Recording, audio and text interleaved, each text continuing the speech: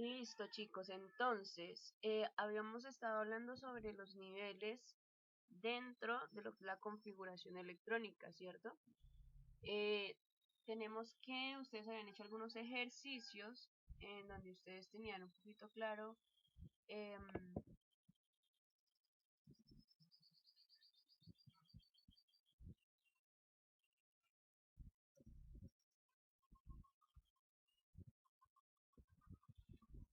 acá, en este caso, habíamos hablado cuál era el nivel de energía, ¿cierto? Que el 1 es el que se representa acá.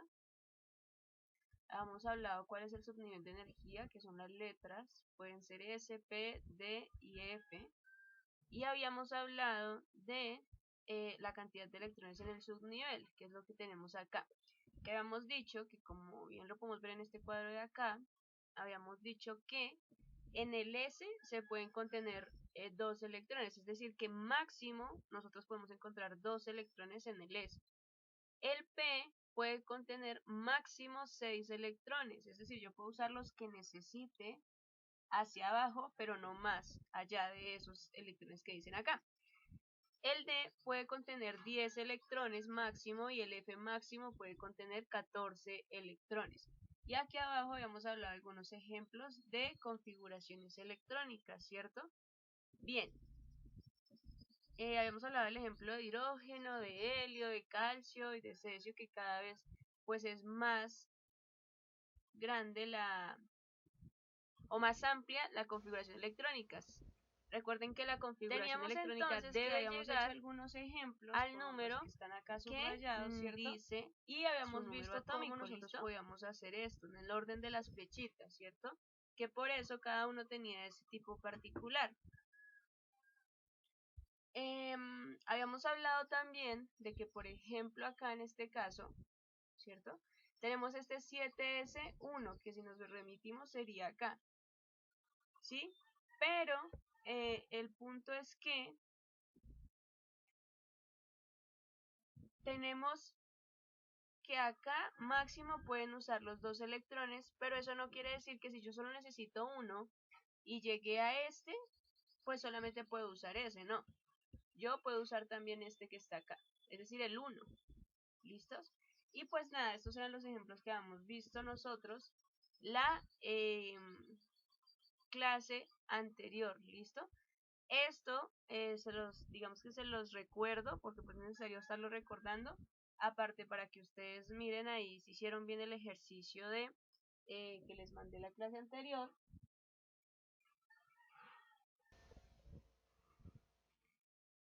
Y tengo acá esta tablita que creo que es mucho más sencilla para ustedes para que la puedan usar, y es con respecto al orden, al orden, al orden. Miren que acá, por ejemplo, tenemos un color, tenemos que estas dos casillas son de otro color, estas dos son de otro color, y así sucesivamente, ¿cierto?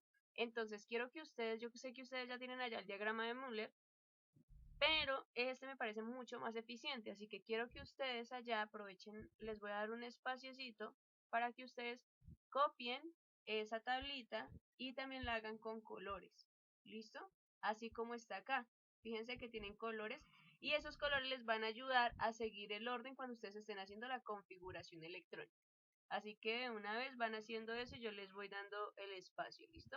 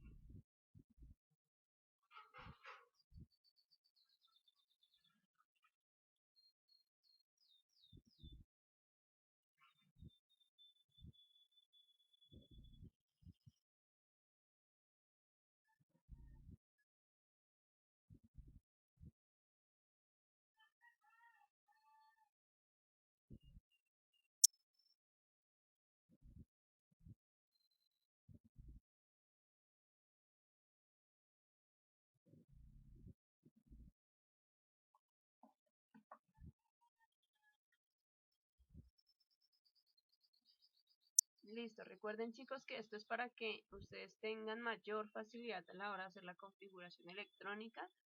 Esto espero que lo estén haciendo bien allá en su cuaderno, que lo tengan claro también porque pues esto lo van a necesitar mucho, sobre todo para temas de química más adelante.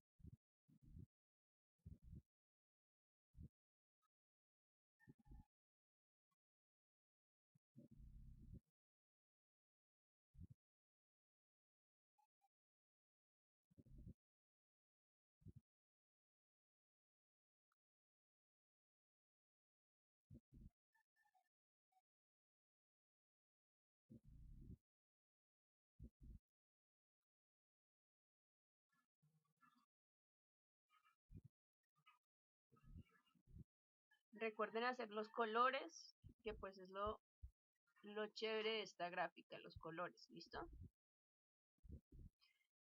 Si no tienen los mismos colores, pues los hacen con otros, no hay lío, ¿listo chicos?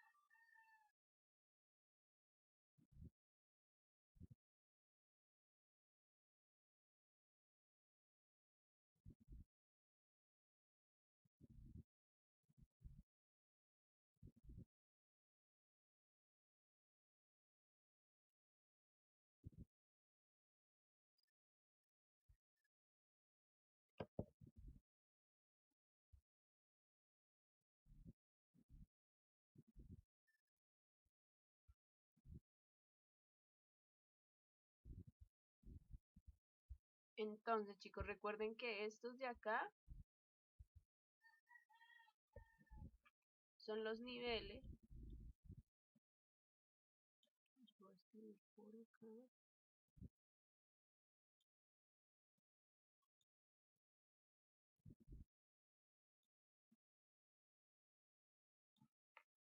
Listo. Perdón la letra que me queda un poquito mal.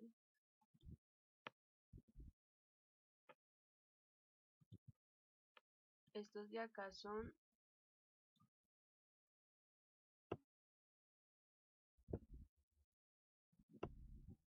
los subniveles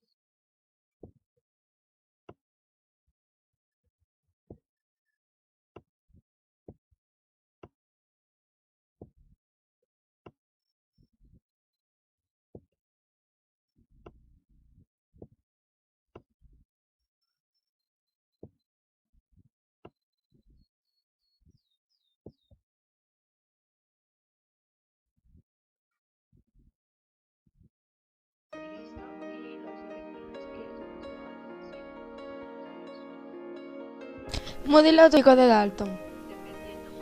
Introduce la idea de la discontinuidad de la materia, es decir, esta es la primera teoría científica que considera que la materia está dividida en átomos, dejando aparte a precursores de la antigüedad como Demócrito y Leucipo, cuyas afirmaciones no se apoyaban en ningún experimento riguroso. Los postulados básicos de esta teoría atómica son: la materia está dividida en unas partículas indivisibles e inalterables, que se denominan átomos. No pueden ser creados o destruidos. Actualmente se sabe que los átomos sí pueden dividirse y alterarse, lo dice la teoría cuántica. Todos los átomos de un mismo elemento son idénticos entre sí, presentan igual masa e iguales propiedades. Actualmente es necesario introducir el concepto de isótopos, que son átomos de un mismo elemento que tienen distinta masa, y esa es justamente la característica que los diferencia entre sí. Los átomos de distintos elementos tienen distinta masa y distintas propiedades. Los compuestos se forman cuando los átomos se unen entre sí, en una relación constante y sencilla. Al suponer que la relación numérica entre los átomos era la más sencilla posible, Dalton asignó al agua la fórmula HO, al amoníaco la fórmula NH, etc. Los fallos son: la idea de Dalton de que los átomos de cada elemento son todos iguales es falsa, pues la mayor parte de los elementos están formados por isótopos, cosa que Dalton desconocía. Igualmente, cuando se combinan en reacciones normales, los átomos no se alteran, pero hoy se producen reacciones nucleares que rompen o transmutan los átomos. Dalton no podía conocer estos avances. La respuesta al ejercicio de por qué los científicos consideraban insuficiente la teoría de Dalton no mencionaba en su teoría nada de que los átomos tuvieran carga eléctrica, tanto positiva como negativa. Modelo atómico de Thomson. En el año 1897, Thomson propuso un modelo atómico que suponía que los electrones se distribuían de una forma uniforme en el átomo. Thomson descubre el electrón antes que se descubriese el protón y el neutrón. Si observamos este modelo, veremos que el átomo se compone por electrones de carga negativa en una esfera positiva, similar a las pepitas de una sandía. Los electrones estaban incrustados en una masa esférica de carga positiva. La carga negativa del electrón era la misma que la carga positiva de la esfera. Es por esto que el átomo era neutro. Thomson también explicó la forma de los iones, tanto positivos como negativos. El premio Nobel de Física lo obtiene en 1906, gracias al trabajo que realizó sobre la conducción de la electricidad a través de los gases. Los fallos son que el átomo no es macizo ni compacto, como suponía Thomson. Es prácticamente hueco y el núcleo es muy pequeño comparado con el tamaño del átomo. Modelo atómico de Rutherford. En 1911, Rutherford introduce el modelo planetario, que es el más utilizado aún hoy en día. Considera que el átomo se divide en un núcleo central que contiene los protones y neutrones, y por tanto allí se concentra toda la carga positiva, casi toda la masa del átomo. Una corteza formada por electrones que giran alrededor del núcleo en órbitas circulares. La corteza ocupa la mayor parte del volumen atómico. Hay el mismo número de protones y electrones, por eso el átomo es eléctricamente neutro. Los experimentos de Rutherford demostraron que el núcleo es muy pequeño comparado con el tamaño de todo el átomo. El átomo está prácticamente hueco. Experimento de Rutherford consistió en bombardear una lámina muy fina de oro con un haz de partículas alfa. Según el modelo de Thomson, lo que cabía esperar es que el haz de partículas atravesase la lámina, separándose algo más unas partículas de otras. Sin embargo, algunas partículas sufrían desviaciones considerables. y una mínima parte incluso rebotaba la lámina y volvía hacia atrás. Solo una de cada 10.000 partículas rebotaba y no atravesaba la lámina. Las grandes desviaciones de algunas partículas alfa solo se podía explicar por choque contra una partícula de gran masa y elevada carga positiva. Esto hizo suponer a Rutherford que toda la carga positiva del átomo estaba concentrada en un pequeño gránulo donde residía además la casi totalidad de su masa. El núcleo tiene carga positiva y las partículas alfa también tenían carga positiva, entonces se veían repelidas. Rutherford sugirió que en los núcleos de los átomos tenían que existir otras partículas de masa casi igual a la del protón, pero sin carga eléctrica, por lo que la llamó neutrones. El neutrón fue descubierto experimentalmente en 1932 por Chadwick, quien al bombardear el berilio con partículas alfa observó que se producían unas partículas que identificó con los neutrones predichos por Rutherford. Fallo del modelo atómico de Rutherford. Se contradecía con las leyes del electromagnetismo de Maxwell, las cuales estaban ampliamente comprobadas mediante numerosos datos experimentales. Según las leyes de Maxwell, una carga eléctrica en movimiento, como es el electrón, debería emitir energía continuamente en forma de radiación, lo que llegaría un momento en el que el electrón caería sobre el núcleo y la materia se destruiría. Esto debería ocurrir en un tiempo muy breve. Al hacer pasar radiación visible por un prisma, la luz se descompone en los colores del arco iris. Esto se conoce como espectro continuo de la luz visible. Pues bien, la luz que emiten los átomos de los elementos dan lugar a espectros discontinuos.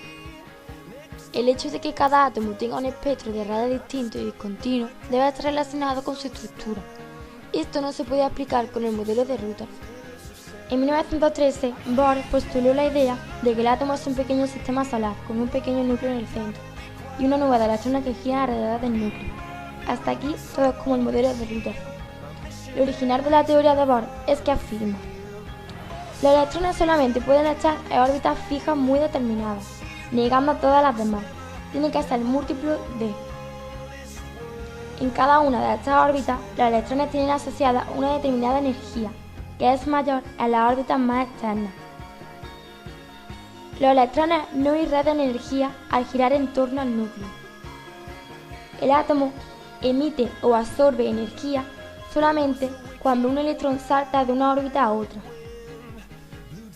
Estos saltos de órbita se producen de forma espontánea. En el salto de una órbita a otra, el electrón no pasa por ninguna órbita intermedia. La característica esencial del modelo de Bohr es que, según él, los electrones se ubican alrededor del núcleo únicamente a cierta distancia bien determinada.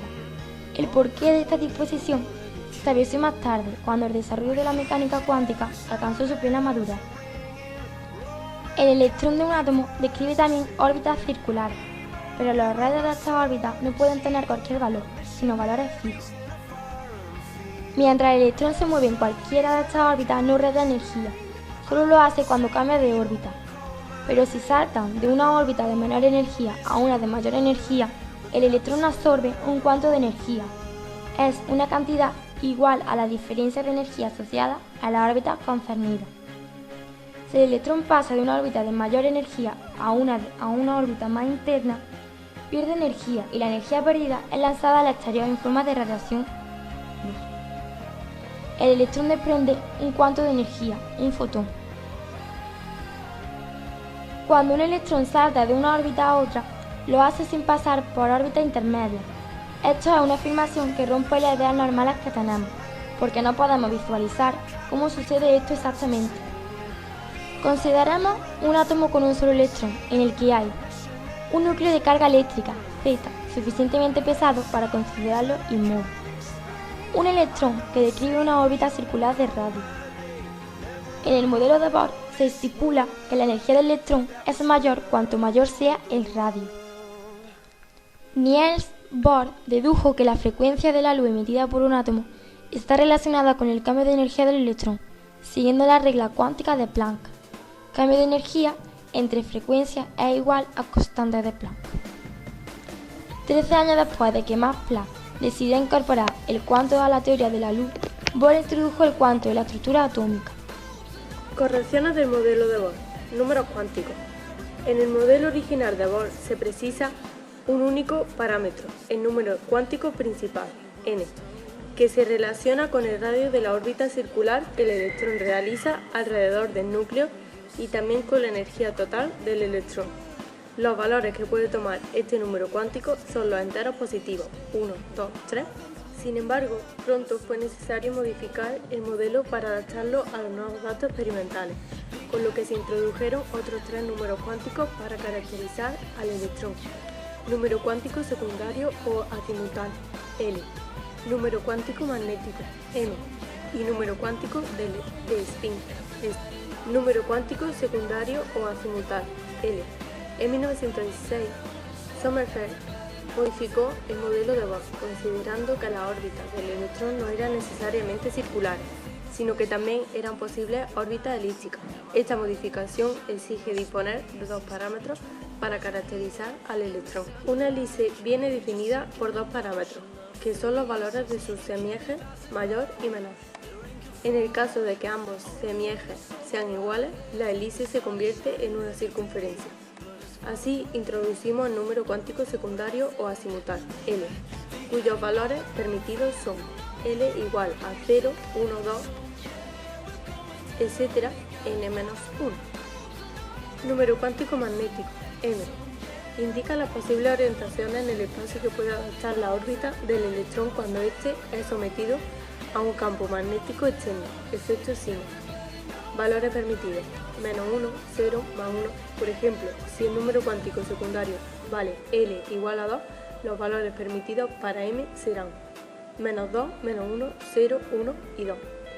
El efecto Simon se debe a que cualquier carga eléctrica en movimiento crea un campo magnético, por lo tanto, también el electrón lo crea.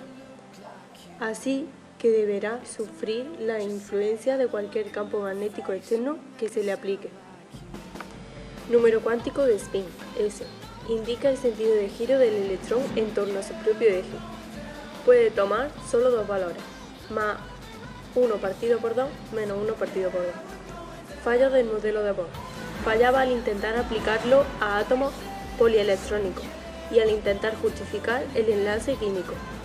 Además, los postulados de Bohr suponían una mezcla un tanto confusa de mecánica clásica y mecánica cuántica. Modelo cuántico. Habla de probabilidades, explica todos los problemas hasta ahora sobre los átomos. Según el modelo cuántico, es correcto decir que la materia se comporta como partícula y a alta energía como onda. Hay poca certeza de la posición de un electrón si se conoce su velocidad. Las radiaciones son partículas de luz que tienen diferentes energías.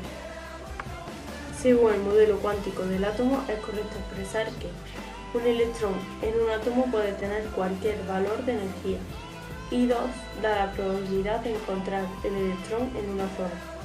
La energía de los niveles depende de la distancia del electrón al núcleo. Según el modelo cuántico se afirma que la energía que absorbe el electrón al excitarse debe ser un número entero de cuantos. Un electrón de un átomo en el estado fundamental posee la mínima energía permitida. De acuerdo con el modelo actual del átomo, un orbital es una región de probabilidad donde están girando los electrones. Un electrón emite energía hacia los alrededores cuando pasa a un mayor nivel de energía. Los fotones interactúan con la materia como si fuesen partículas con masa. El principio de incertidumbre considera incierta la posición del electrón y su movimiento. Para obtener el modelo cuántico fue necesario considerar a las radiaciones como partículas, a las partículas con una onda asociada, a los electrones descritos como ondas y a la energía como partícula. Según el modelo cuántico, el átomo es probabilístico ya que existe o no la probabilidad de un electrón con cierta energía. Dual en algunos casos y en otros no. Esto depende del tipo del átomo estudiado. Nuclear si es un isótopo inestable cuyo núcleo se descompone dando radiaciones.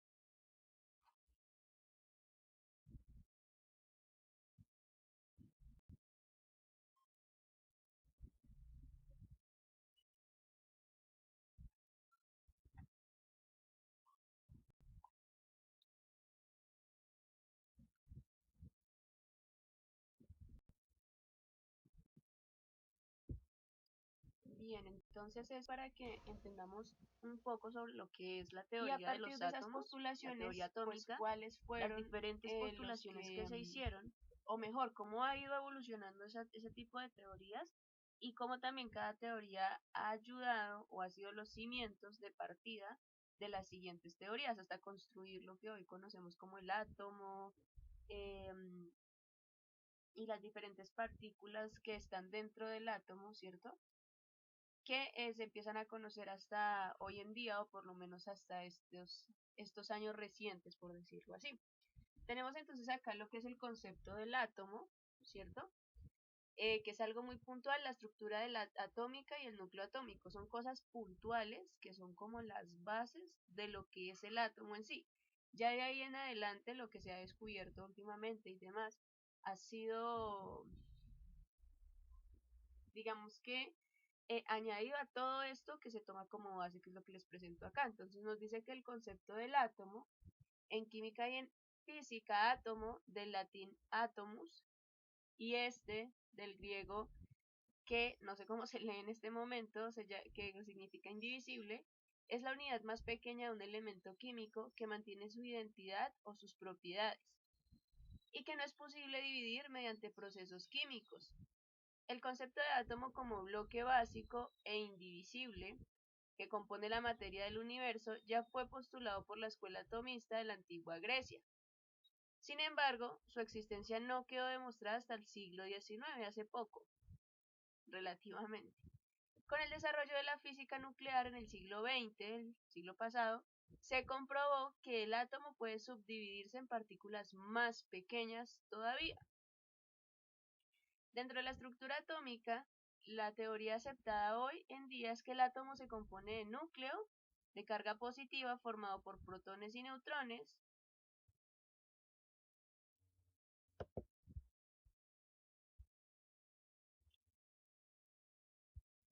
como lo podemos observar acá, protones y neutrones, alrededor del cual se encuentra una nube de electrones de carga negativa, que son estos que encontramos acá alrededor.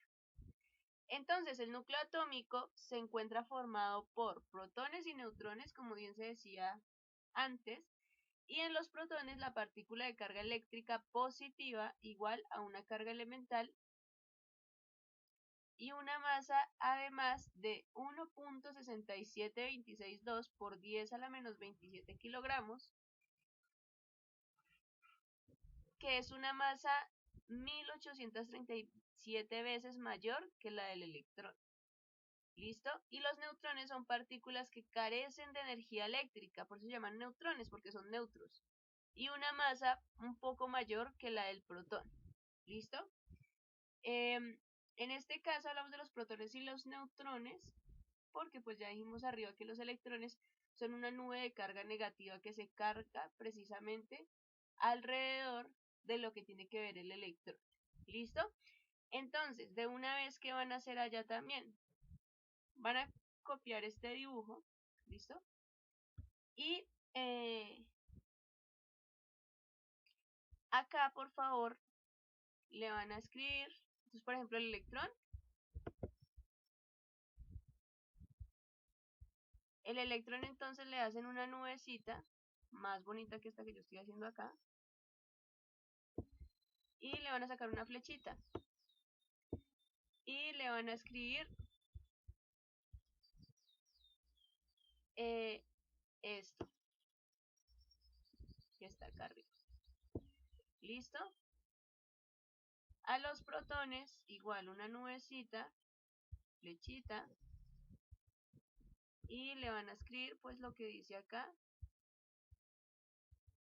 en protones. Y los neutrones igual, nubecita, flechita, y lo que dice acá en neutrones. ¿Listo? Esto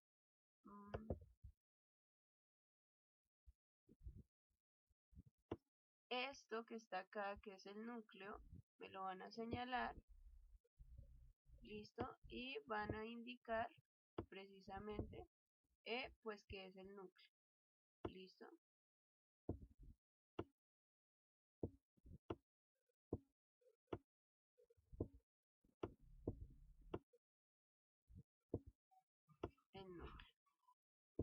Bien, de una vez van a colocar eso. Y de título, por acá encima, van a colocar estructura atómica.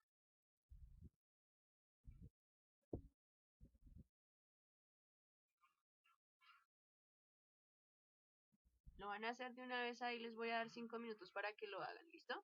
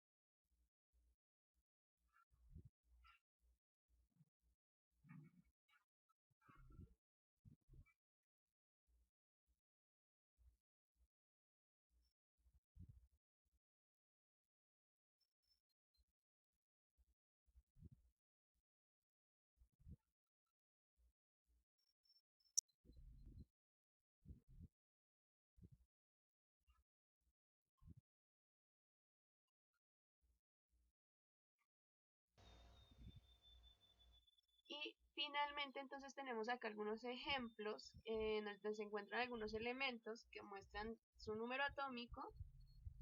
Que está, chicos? ¿Dónde está? ¿Dónde está? ¿Dónde está? ¿Dónde está? Acá.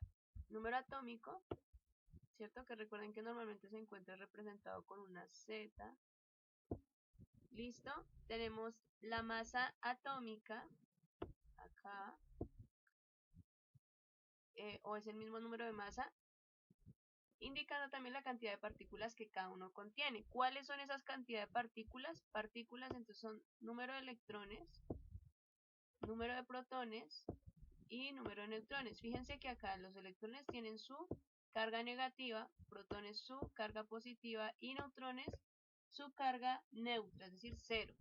Y tenemos por supuesto el símbolo y el nombre. Entonces tenemos algunos ejemplos. En bario, que el símbolo es Ba, nombre, pues por supuesto bario. Tenemos que su masa atómica es de 137, ¿cierto? Gramos. Tenemos que el número atómico es de 56. Tenemos que el número de electrones es 56. El número de protones es 56 y el número de neutrones es 81. ¿Listo? El calcio, símbolo Ca, tiene como masa atómica 40, número atómico 20, número de electrones 20, número de protones 20 y número de neutrones 20. ¿Listo? Ustedes se dan cuenta que acá casi todos tienen el mismo número, ¿cierto? Por ejemplo, miren este. Miren al nitrógeno, que tiene a todos casi 7, ¿cierto? Lo mismo pasa acá con el calcio, tiene todos casi 20. ¿Por qué sucede eso? Eso me lo van a averiguar ustedes. ¿Listo? Para la próxima sesión vamos a dejar hasta acá, chicos. Ya les voy a dejar otros ejercicios, van a tener que hacer esta misma tabla, pero pues por supuesto con otros elementos. Y para la próxima sesión. ¿Listo? Entonces nos vemos, que estén bien.